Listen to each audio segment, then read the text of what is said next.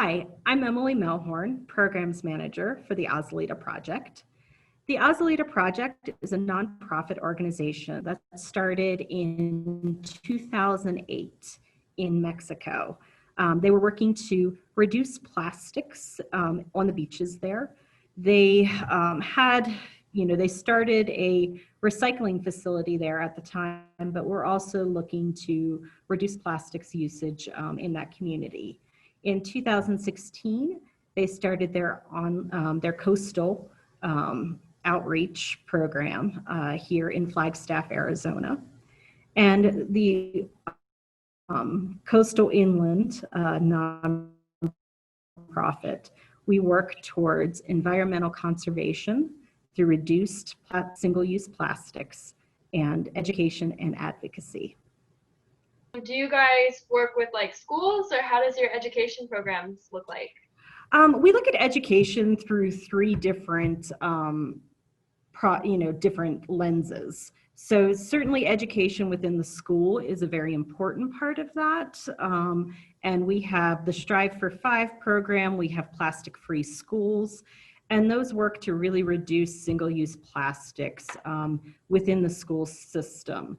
So for plastic-free schools, that's actually taking the plastic silverware so far and replacing it with metal reusable silverware that the students are in charge of and they can wash and continue to reuse like within the school. Then there's also an education curriculum of Strive for 5, which deals with different ways to reduce plastic usage. And that's an education curriculum. But we also see education much more broadly. There is, of course, within the home and adult education as well on how to reduce plastics. And then there's also businesses, education on what they can do to reduce their single-use plastics.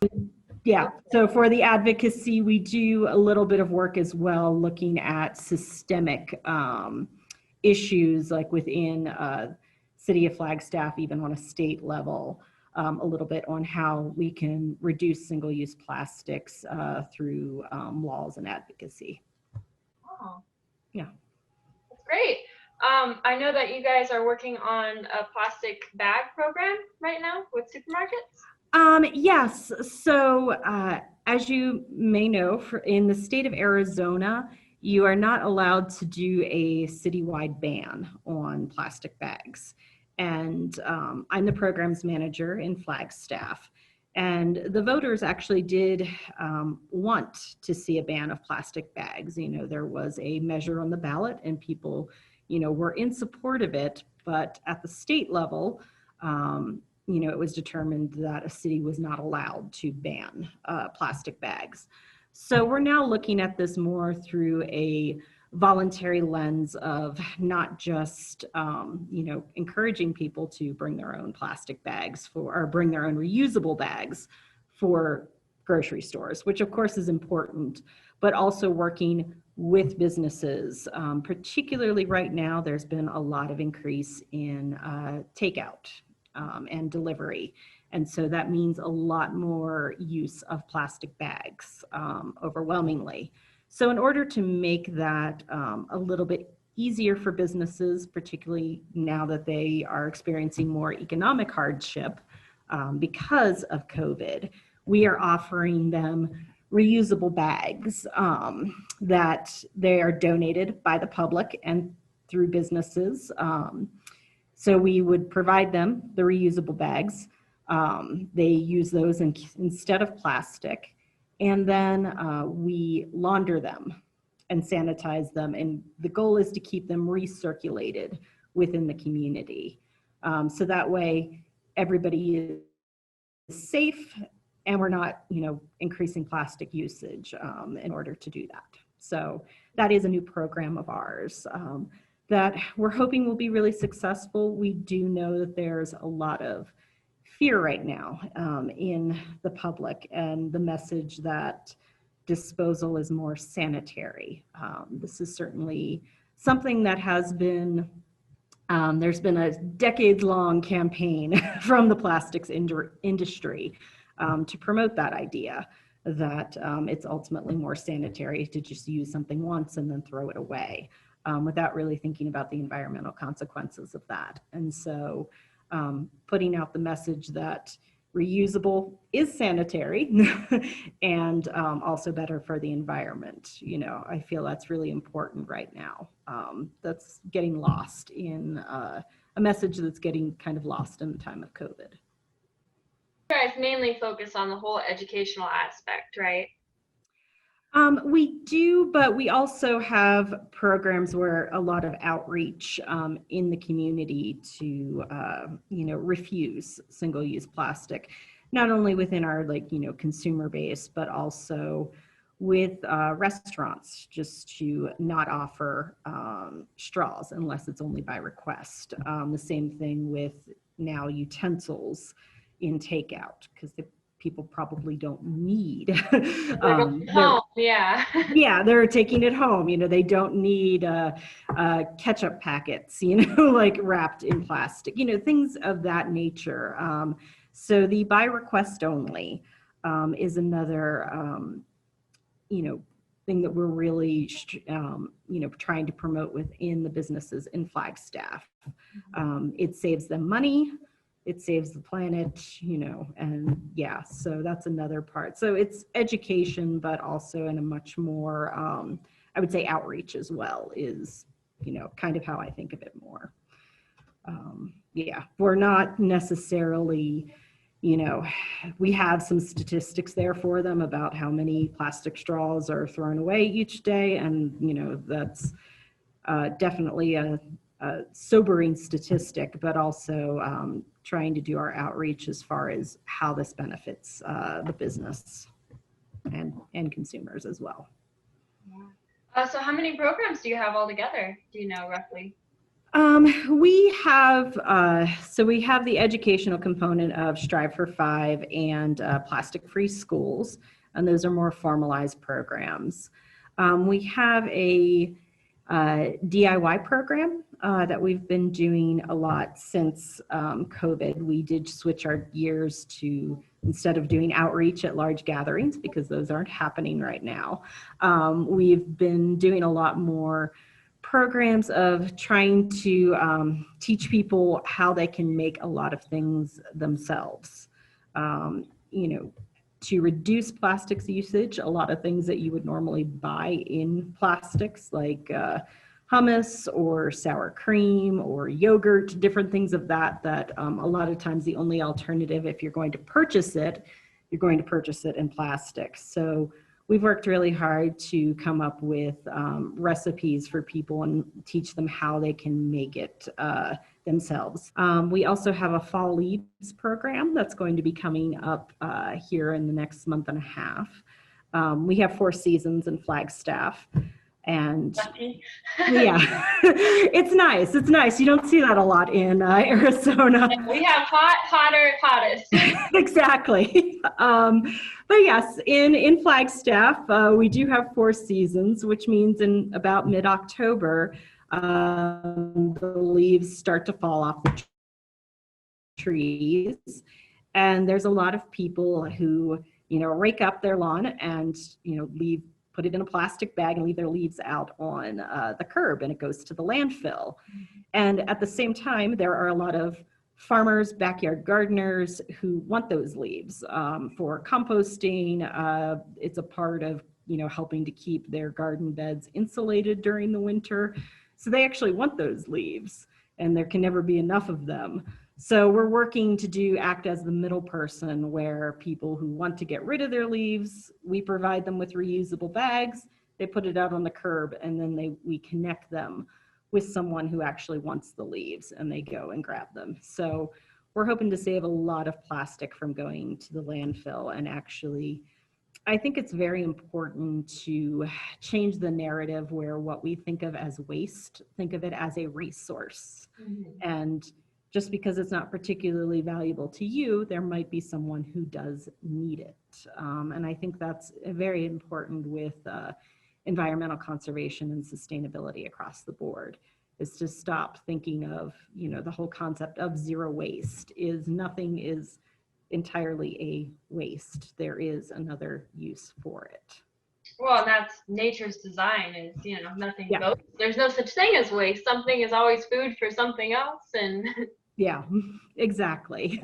kind of So, made up this whole concept of waste. yeah. And there's a lot of that too in our, we've been doing a lot more social media outreach right now.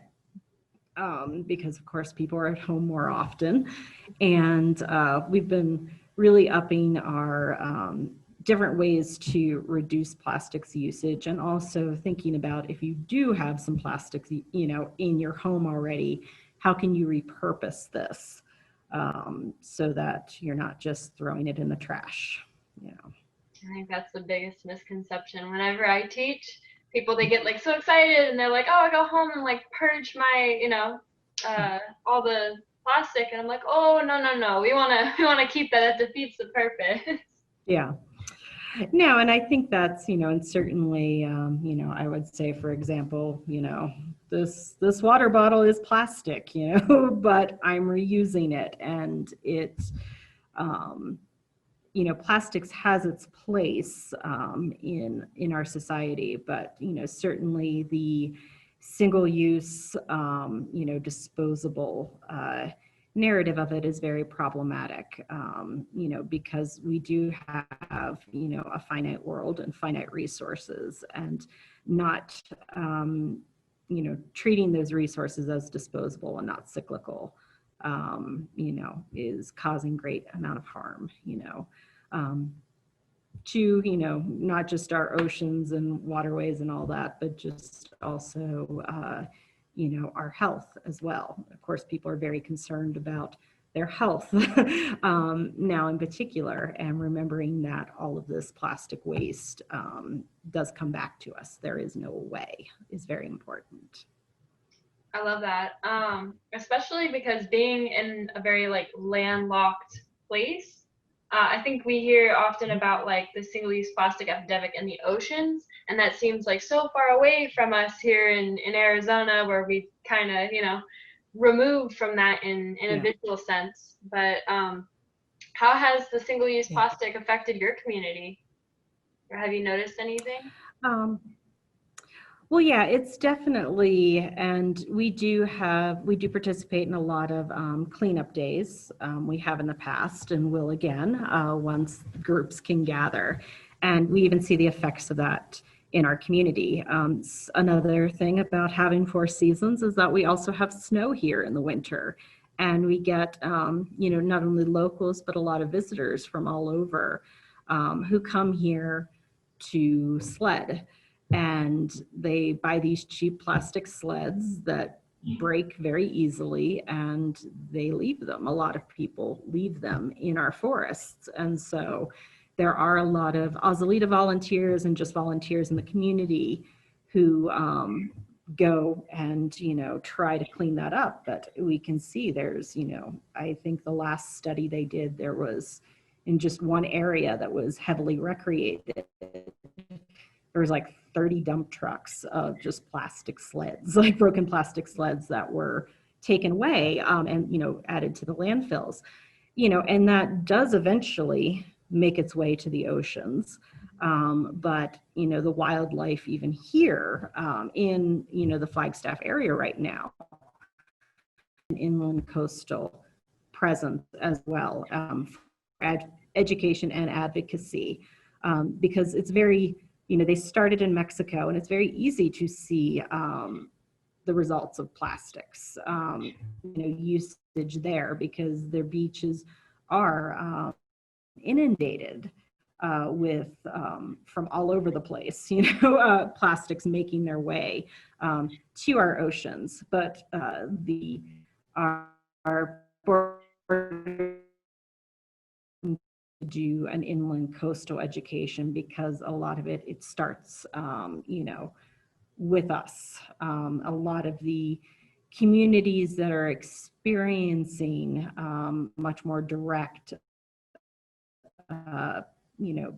plastic pollution, experiencing the effects of that, they're not contributing to the problem of it nearly as much as inland communities are.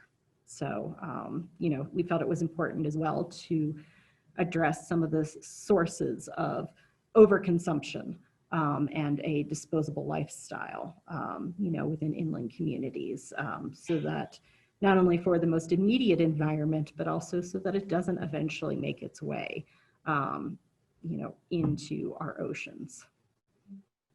People don't realize how truly connected we are to everything. Is also another thing that I discussed it a little bit before. The initial campaign of it was to do by request only for straws, and some of our partners, restaurant partners, also chose more sustainable options for straws, did paper straws and whatnot, and others just chose to do the by request only and not automatically offer them. So that's another program that we do. And right now, like I said, we're moving more into the by request only for utensils, condiments, things of that nature, to also reduce plastic usage. And certainly the reusable bag program is a part of that as well. We know that we can't entirely do by request only as far as plastic bags. You need to be able to, bag up everybody's, their takeout order. But if we can provide them with a sustainable alternative, we're doing that right now. We're going above and beyond just by request only, but actually trying to provide the alternative by offering resources that are already in the community. How do you get involved in these businesses with outreach? Can you explain your process with that? Yeah, for right now, and of course, in the time of COVID, I feel like innovation and kind of rethinking how you do outreach has been incredibly important for the Azulita project, and I feel like many nonprofits. But for now, we've been doing it through email because that seems like the best way. I used to say that, it felt very important pre-COVID to reach out to people in person, to actually go to the business, to talk to them, to be able to have that back and forth. With social distancing right now, that doesn't seem practical. And even calling them on the phone, as well, they're trying to get as many takeout orders as possible. So, you don't want to tie up their phone line. So I think for right now, our process has been reaching out via email. And we did a large project. We actually got volunteers to help us with it for all of the restaurants in Flagstaff, and there are hundreds of them, to go through and find out where is their contact information, and at least starting from there. Also been looking, I'm a very big believer in who is the best person for the job. So for our very passionate volunteers, I ask them, where is your connections in town? Do you know a business who wants to be, who would be interested in this program for the reusable bags, for example? So really that's important as well, like finding out who are your supporters and then who do your supporters know? I think that's really, honestly, the best way. We're going to do the cold calls anyway, because sometimes you get a surprise, person who is actually interested, but definitely really utilizing the resources that you already have is incredibly important. And for the Fall Leaves program that we're going to do in mid-October, I am a master gardener as well in the Flagstaff community. So of course I know a ton of backyard gardeners and local farmers who want the leaves. So I already know that I have that connection there from work that I do, in my personal life. But I really think it's important in the process to really think about who is your base and what connections do they have, what support do they have to really get momentum going. Great question. All right. So what is zero waste to you, and what changes or implements, how does this affect your lifestyle? So for me, I think it's really zero waste to me means sufficiency. realizing that we have enough. You know, I think a lot of the single-use disposable lifestyle is revolved around the concept of scarcity.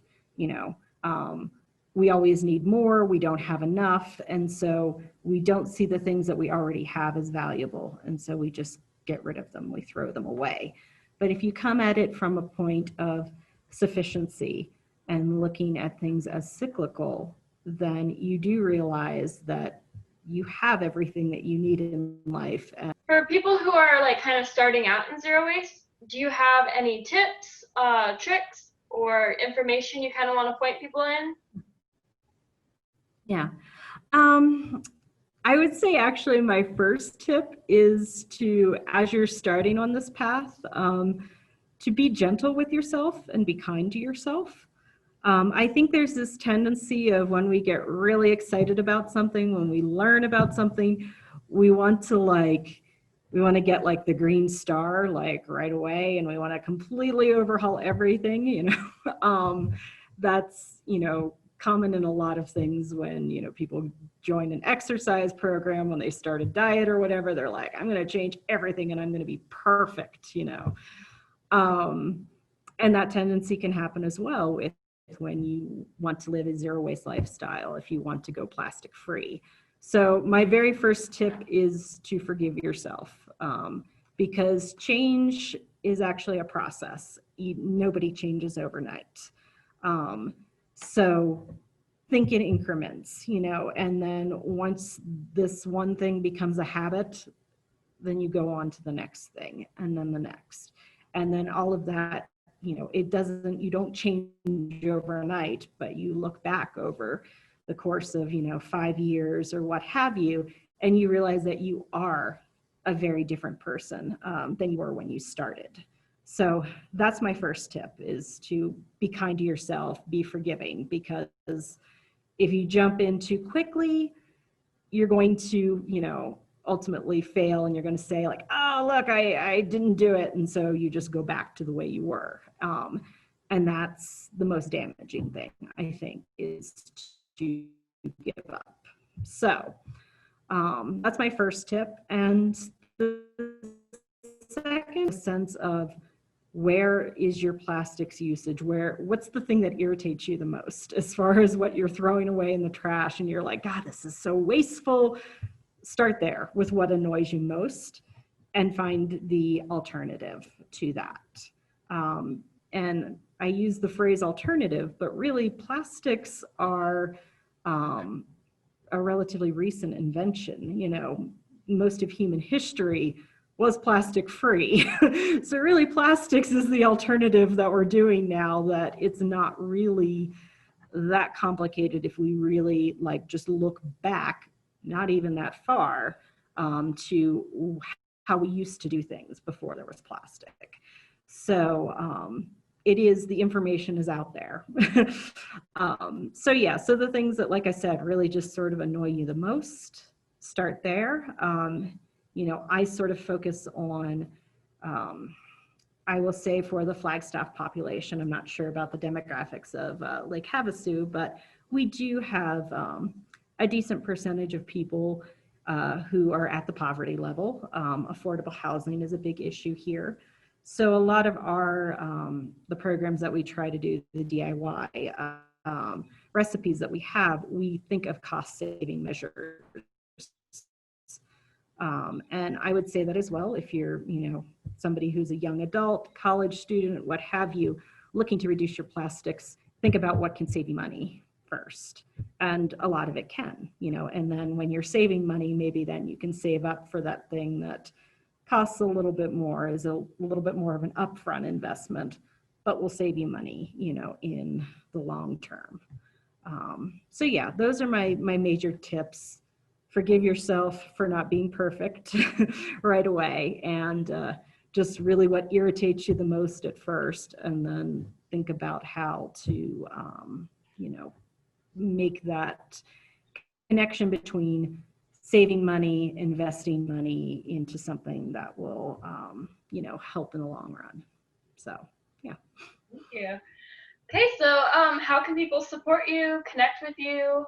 Well, we do have, we are very, we've been doing a lot on social media these days. So we have both Instagram, Azulita Project, and then Facebook as well, where we are doing daily recipes, a lot of times, and other ways to reduce your plastics usage. As well, if there's something that you're looking for, we compile a lot of that on our website. So that's azulitaproject.org. We have a lot of our cleaning supplies, food, personal care, and also other ways to reduce your plastics usage. Not only personal, but also thinking more in larger terms of systemic issues that can be changed. And that's a little bit more outreach to, writing your congressman, or even a, business that you support, a product that you like, and I wish they had a plastic alternative, thinking about reaching out to them and simply just asking. So yeah, azulitaproject.org, and then Facebook and Instagram at this time. Great. Well, thank you so much for your time. It was super helpful.